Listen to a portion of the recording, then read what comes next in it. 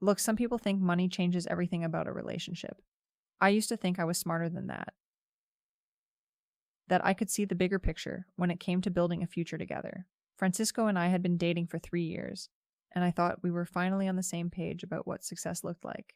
Turns out I was dead wrong about a lot of things. I'm Kennedy, 29, and I work as a freelance digital strategist. Before you roll your eyes, let me explain what that actually means. I help small businesses figure out their social media presence, create content strategies, and basically teach them how to not suck at connecting with customers online.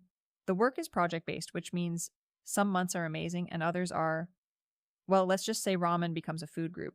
Francisco is 31 and works in logistics for a shipping company. Steady paycheck, good benefits, the whole responsible adult package. When we started dating, I found his stability incredibly attractive. He wasn't some flaky creative type or startup bro trying to change the world with an app. He showed up when he said he would pay his bills on time and never made me wonder where I stood with him.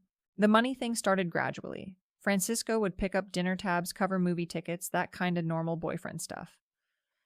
But when my freelance work hit a rough patch about 2 years in, he stepped up in a way that felt natural. He'd grocery shop for both of us, handle the utilities when I stayed over at his place, never made me feel like a burden when cash was tight. Last year, when my lease was up, I found this incredible loft apartment downtown.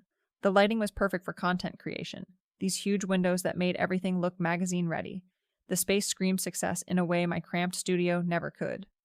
Problem was, the rent was $2,200 a month, and my income was too inconsistent to qualify on my own. Francisco didn't even hesitate when I asked him to co-sign. Of course, babe, we're building something together, right? That's what I loved about him. He got it. He understood that my work was an investment in our future, even when the returns weren't immediate. For the past year, he'd been covering the rent entirely. I kept telling him it was temporary, just until my client base stabilized. Think of it as an investment in us, I'd say, and he'd nod and transfer the money like it was nothing.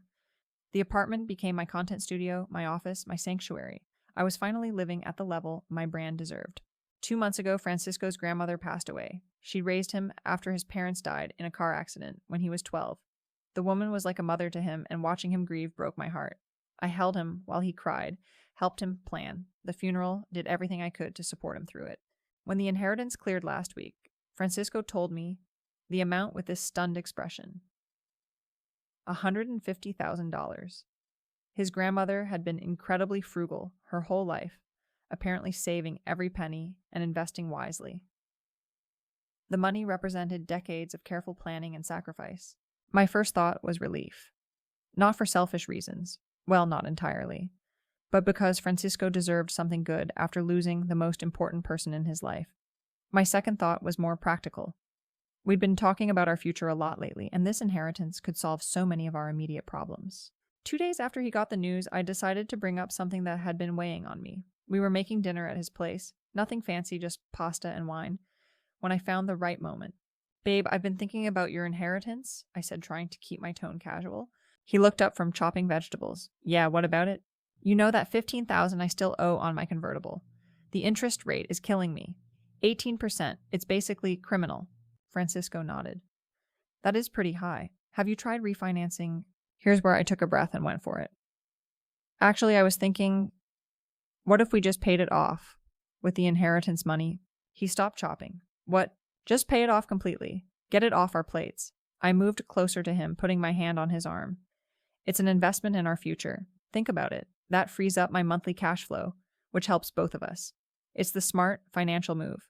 Francisco set down his knife and turned to face me fully. Kennedy, that's my grandmother's money. I was planning to use it as a down payment on a house, or maybe invest it for the long term. A house, we can do that later. This is immediate relief. I could hear the frustration creeping into my voice, so I softened it. Francisco, don't be selfish about this. That money is our future. Paying off my car is investing in our future together. Why would you want to hoard it when we could use it to improve our situation right now? The word selfish hung in the air between us.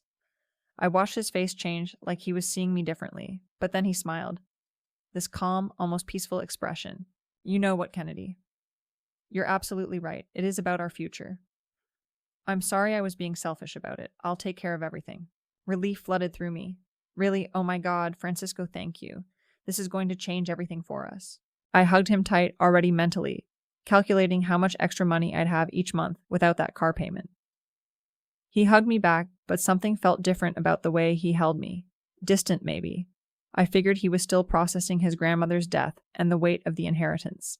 Big things are happening for us, Kennedy, he said into my hair. It's all about the future.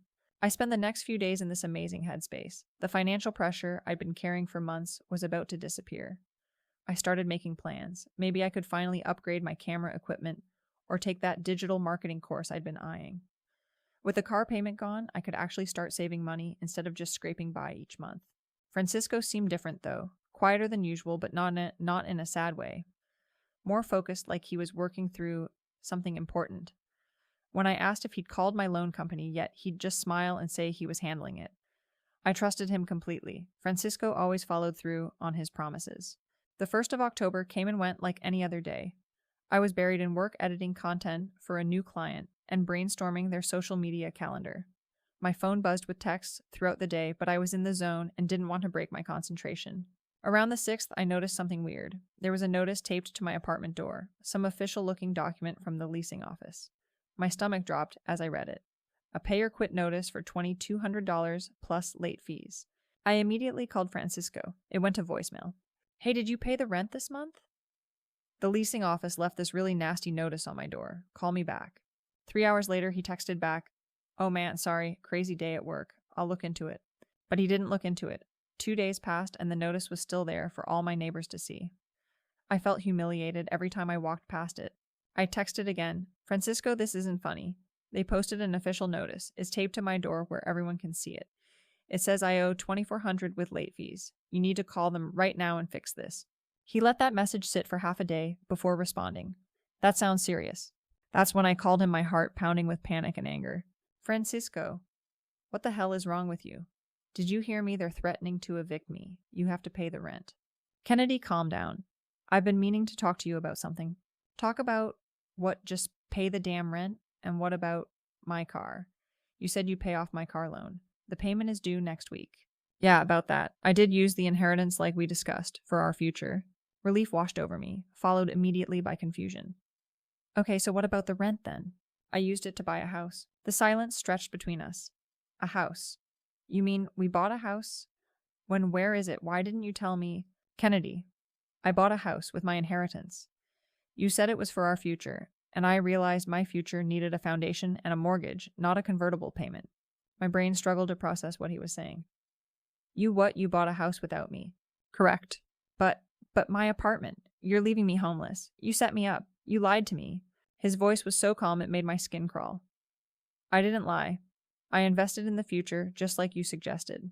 Now about your rent. You're the primary tenant on that lease. You're responsible for paying it. With what you know, I don't have $2,400 lying around. You've always paid it. You co-signed. You're responsible too. You're right, I am. And as the co-signer, I'm also getting nasty letters from the leasing office about this. It's really hurting my credit score. So you need to pay them, Kennedy. Immediately. The coldness in his voice was like nothing I'd ever heard from him before. This wasn't the supportive, accommodating man I'd been dating. This was someone else entirely. I hate you, I whispered. You tricked me. You're a complete bastard. I have to go. Meeting with the contractor about the hardwood floors. Good luck with the rent. He hung up on me. Within an hour, my phone started ringing. My mom, Vivian, had somehow gotten wind of the situation. Kennedy